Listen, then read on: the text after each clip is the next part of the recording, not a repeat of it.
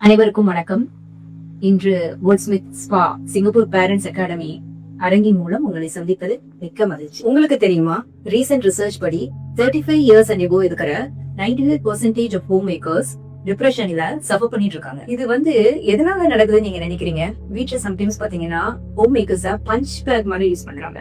Husbands ஆபீஸ்ல இருக்கிற tension, pressure அதெல்லாம் அங்கேயே விட்டுட்டு வராம அது வீட்டுக்கு கொண்டு வந்து சின்ன பிரச்சனைய பெரிய பிரச்சனையாக்கி கோபத்துல கத்துறத பாக்குற வீட்டுல இருக்கிற குழந்தைங்க அதை உள்வாங்கிட்டு அம்மாக்கு கொடுக்க வேண்டிய மரியாதைய கொடுக்க தவறிடுறாங்க. இன்னொரு பிரச்சனை என்னன்னா, கப்புள்ஸ் பவுண்டரிஸ் வைக்காம விட்டுறதுனால எக்ஸ்டெண்டட் ஃபேமிலி என்ன பண்றாங்க, தேவையில்லாம உள்ள ஓவர் டூ பண்றதுனால எல்லாத்துக்கும் ஸ்ட்ரெஸ் கிரியேட் ஆகுது. ஹோம்வொர்க்கர்ஸ் பாத்தீங்கன்னா இது மாதிரி சின்ன சின்ன ஸ்ட்ரெஸ் அவங்க ஃபேஸ் பண்றதுனால அதெல்லாம் சேர்த்து பைலப்பாயி அவங்கள பத்தி லோன்லினஸ்ல போய் விட்டுருது. எமோஷன்ஸ நம்ம சப்ரஸ் பண்ணும் போதும், ஹோம் மேக்கர்ஸ் அதை வேலிடேட் பண்ணாம போகும்போதும் ஸ்லீப்பிங் இஷ்யூஸும் வர ஆரம்பிச்சோம். இந்த பிரச்சனைனால பாடியில பாத்தீங்கன்னா இன்ஃபர்மேஷன் ஏற்பட்டு auto immune diseases like arthritis, joint pain, digestion issue கூட வர வாய்ப்பு இருக்கு. ஹோம் மேக்கர்ஸ் பாத்தீங்கன்னா முதல்ல அவங்களோட ஹெல்த்தை அவங்க ப்ரையாரிட்டிஸ் பண்ணணும்.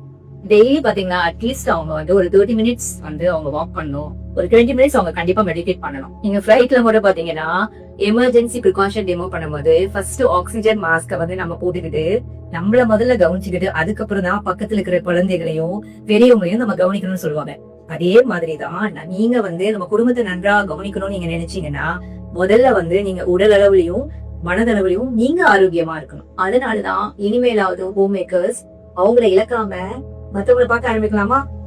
கண்டிப்பா பார்க்க ஆரம்பிக்கலாம்.